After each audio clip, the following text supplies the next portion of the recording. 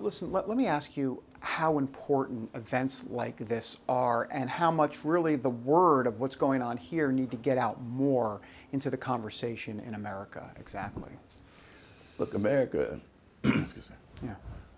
American exceptionalism is just a concept if we don't have people throughout the country who understand what has made American exceptional and then demand of its legislative representatives, its candidates in the field to raise that banner and to advance ideas and policies that are consistent with the limited government, the moral foundation, and free market enterprise that has made us great. Give me a sense of kind of a historical perspective here. How have you seen the Black conservative movement grow, or what challenges still present themselves? What have you seen over the last 10, 20, 30, 40 years really within this movement? Well, I'll go back further than that. Okay. Look, I have a personal story. My uncle was a fellow by the name of D. Hart Hubbard, and most folks don't know that name, but he was the first Black American to win an Olympic gold medal in track and field, and he did that in 1924 in the Paris Games. What's so ironic is that he was supposed to run in the 100 against Eric Liddell, as well as the high hurdles. But when he got to Paris, he was told that the 100 and high hurdles were white-only events. And he didn't compete with Eric Liddell, but he became fast friends with Eric Liddell until Eric died in an internment camp in China. But what my uncle said was that God works in wonderful ways, that the great lesson out of those Olympics was not the gold medal that he won in the long jump, but the lesson that he learned from Eric Liddell, and that was fidelity to faith. And when I sat down and talked with my uncle before he passed, what I understood was that he was a Republican. And he was a Republican because the Republican believed in the sanctity of individual liberty and the Judeo-Christian moral foundation of the country. It believed that men and women, good men and good women, could do great things if in fact government would just even the playing field and then let their natural competitive spirit flow. So if you put that with the fact that Lincoln was a Republican who signed the Emancipation Proclamation, what you come to appreciate is that there has been a history in the Black community that believes in limited government, the free enterprise system, hard work, and the family.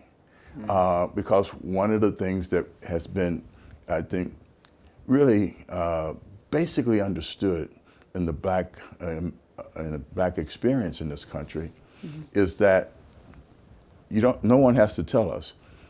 Totalitarian governments throughout human history, authoritarian governments throughout human history, they have done two things to maintain power. And I would suggest to you that big welfare states do the same. First, they weaken or destroy the family. The family is the incubator of human liberty. So big governments have to destroy the family. Secondly, all of those totalitarian regimes, authoritarian regimes, big welfare states, like we are approaching in this country, do something else. And that is that they silence the church. And so the struggle for religious liberty hasn't just been the essence of the American struggle. It has in fact been part and parcel to the struggle of Black Americans. That is why you will hear speaker after speaker talk about the importance of the independent Black church in America in fact, saving the family and speaking out against injustice and the tyranny of big government and the welfare state. A lot of the principles that you just mentioned are being espoused and communicated right now by Dr. Ben Carson, who is obviously looking at potentially running for president. What do you know about Dr. Carson, and why do you think his message seems to be resonating, especially within conservative circles? Well, look, I think that I've known Dr. Carson for maybe 20, 25 years. I've interacted with him more in the last 4 or 5 years than I did earlier in our relationship, principally because I've chaired Star Parker's organization, the Center for Urban Renewal and Education.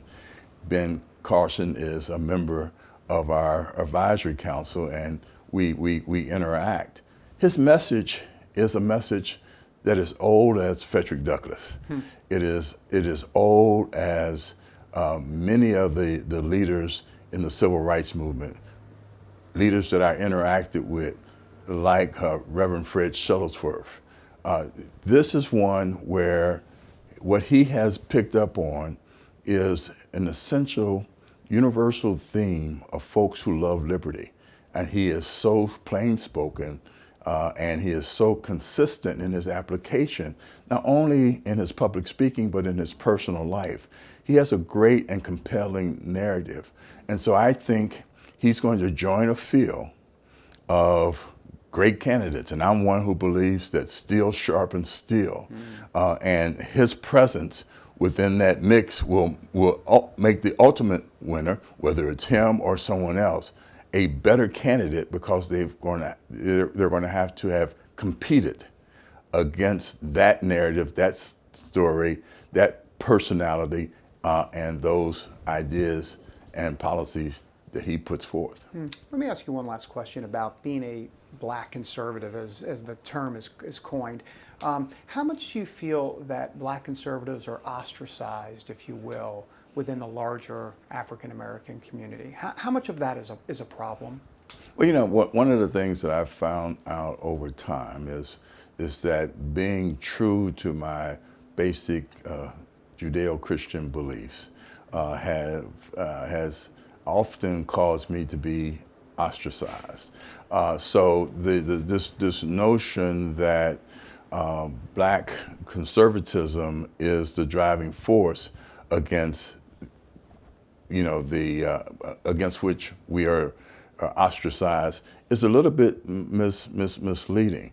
I think that a Christian, conservative, free enterprise, limited government person and advocate is going to be swimming against the grain in America, not just a black community, but in America that is becoming more and more conditioned to being dependent on government largesse. And I will end by saying that I studied behavioral psychology when I was getting my degree in counseling psychology. And one of the things that I looked at was a study that had been done by a psychiatrist in the almost immediate aftermath of slavery.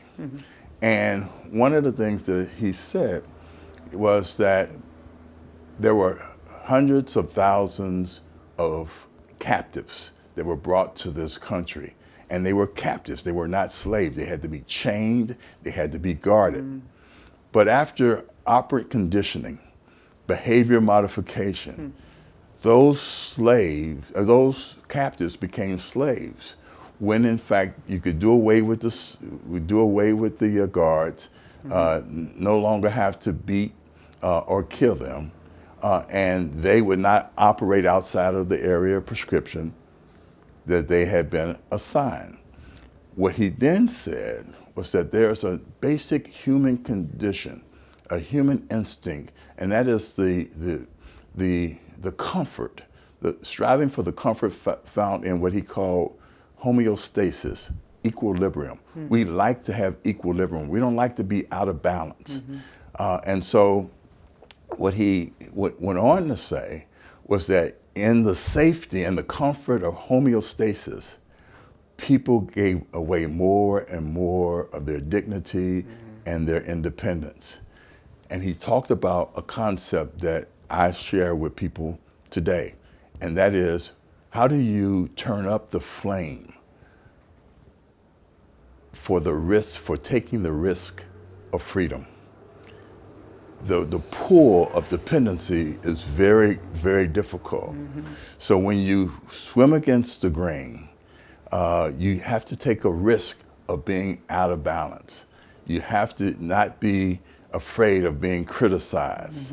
You have to know that you're on principle. My dad used to say, dead things float. Only things that are alive can swim against the grain.